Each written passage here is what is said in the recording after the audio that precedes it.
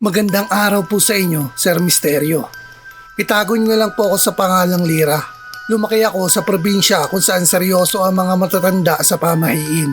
Isa doon ang bawal magwalis sa gabi. Tinataboy mo raw ang swerte o may ibang bagay na naaakit. Hindi ako naniwala. Isang gabi, bandang 12:00, nagwalis ako sa sala. Tahimik ang buong bahay. Habang tinutulak ko ang walis, may narinig akong isa pang tunog. Parang may isa pang nagwawalis kasabay ko. Tumigil ako. Tumigil din siya. Akala ko guni-guni lang, pero nang magsimula ulit ako, may malamig na hangin na dumaan sa likod ko. Tapos may bumulong. Hindi swerte ang tinataboy mo. Kinabukasan, nagising ako sa balitang patay na ang lola ko. Sabi ng doktor, inatake raw sa puso. Ilang oras lang ang nakakalipas. Siguro, mga ganun ding oras nung oras na nagwawalis ako. Simula noon, hindi na ako nagwawalis kapag madilim na. Kasi baka hindi lang swerte ang mawala.